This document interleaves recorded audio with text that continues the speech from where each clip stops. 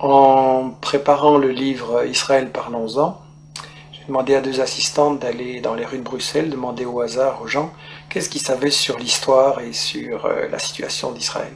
Les réponses étaient catastrophiques. Il y a en fait une ignorance du public, et je pense que cette ignorance n'est pas due au hasard. Ça fait 60 ans que les médias européens, qui se disent les meilleurs du monde, informent le public, et on constate qu'en fait le public ne sait pas l'essentiel. Je pense que c'est dû à une opération de propagande israélienne relayée par les médias, et je l'ai résumé dans ce que j'ai appelé les 10 grands médias mensonges qui justifient Israël. Le premier grand média mensonge, c'est qu'on nous dit qu'Israël a été créé en réaction au génocide contre les Juifs en 40-45. Ça, c'est totalement faux. En fait, c'est un projet colonial qui est bien plus vieux, qui a été décidé au congrès de Bâle en 1897. Le mouvement nationaliste juif décide de coloniser la Palestine. À ce moment-là, on emploie le mot colonialisme, il n'est pas du tout honteux. Et ils font appel aux puissances coloniales de l'époque pour ce qu'ils se rendent compte qu'ils ont besoin d'être protégés. Il demande à l'Empire turc qui n'est pas intéressé, mais l'Empire britannique lui est très intéressé parce qu'il veut absolument avoir des colons qui vont être installés là au milieu du monde arabe, entre la partie ouest et la partie est. Ils veulent affaiblir l'Égypte qui est une puissance qui les inquiète, ils veulent contrôler le canal de Suez qui est la route vers la colonie des Indes qui leur rapporte énormément. Ensuite, les États-Unis vont prendre le relais, eux ce qui les intéresse c'est le pétrole, ils veulent un flic du pétrole. Et donc création coloniale d'Israël ne date pas du tout de 40-45, c'est bien plutôt, c'est un projet colonial. Il faut rappeler qu'à l'époque, les puissances coloniales européennes se partagent l'Afrique comme un vulgaire morceau de gâteau. Il y a une conférence à Berlin en 1885 avec l'Angleterre, la France, le Portugal, la Belgique, l'Allemagne. On se partage l'Afrique comme un vulgaire gâteau. Il n'y a évidemment aucun Africain qui est installé, qui est invité, je veux dire. Et donc on est vraiment dans l'époque coloniale. Israël, c'est un projet colonial, il faut le dire. Alors, le deuxième grand mythe qui justifie Israël, c'est oui, mais les Juifs, en fait, ils retournent sur la terre dont ils auraient été chassés par l'Empire romain en 70 après Jésus-Christ.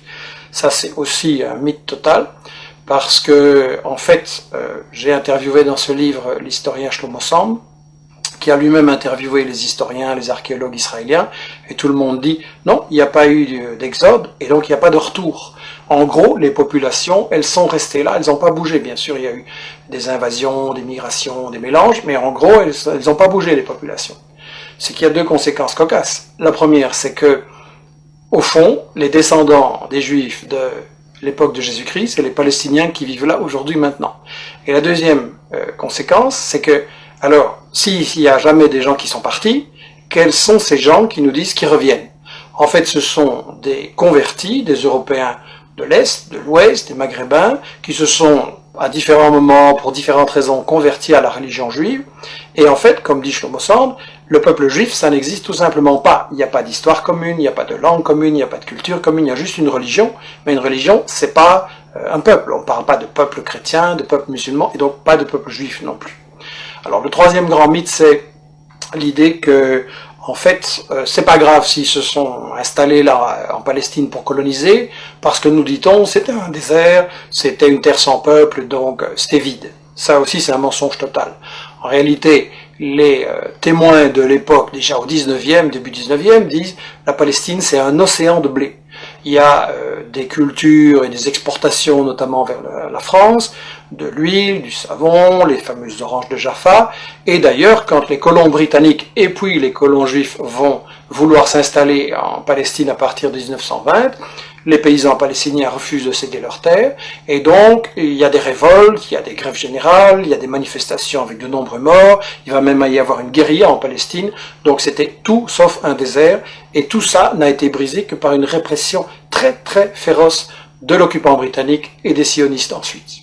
Alors on nous dit, oui c'est vrai, il y avait des Palestiniens, mais enfin ils sont partis d'eux-mêmes. Ça aussi c'est faux. J'ai cru ça moi longtemps, et tout le monde a cru ça, et ça a été la grande version officielle d'Israël, jusqu'à ce qu'on a appelé les nouveaux historiens israéliens, Benny Morris qui est interviewé dans les livres, Papé et d'autres disent non, les Palestiniens ont été chassés par la violence, par la terreur, par toute une opération systématique pour les expulser en fait du pays, pour vider la terre de ses habitants. Donc ça c'est encore un mythe absolu, et ça c'est pour, disons, la partie historique. l'histoire d'Israël, tout ce qu'on nous cache, qui est très très important à comprendre. Et ensuite, ce qu'on nous dit sur la période actuelle, c'est que de toute façon, Israël, c'est la seule démocratie au Moyen-Orient et que donc il faut la défendre, c'est un État de droit. Premièrement, c'est pas un État de droit, c'est le seul État au monde où la Constitution ne fixe pas les limites du territoire. Dans tous les pays du monde, il y a une Constitution qui dit le territoire il commence là, il s'arrête là, et ça c'est notre pays. Israël non, parce qu'Israël c'est justement un projet d'expansion qui n'a pas de limite, et il y a donc une Constitution en plus totalement raciste qui dit que Israël c'est l'État des Juifs. Ce qui veut dire que les autres sont des sous-citoyens, des sous-hommes, et donc c'est la négation même de la démocratie, une constitution pareille. Donc Israël n'est absolument pas une démocratie, et je voudrais dire que en fait, Israël c'est le colonialisme, c'est le vol de la terre, c'est le nettoyage d'une population, ça ne peut pas être considéré comme une démocratie. Alors bien sûr on me dira, il y a un parlement, il y a des médias, il y a des profs d'UNIF qui critiquent, etc. C'est vrai, mais étant donné que c'est un État qui est basé sur le vol de la terre, ça veut dire qu'en fait c'est une démocratie entre les voleurs pour savoir comment ils vont continuer à voler. Et ça n'est pas une démocratie, c'est du colonialisme, c'est toujours de la dictature.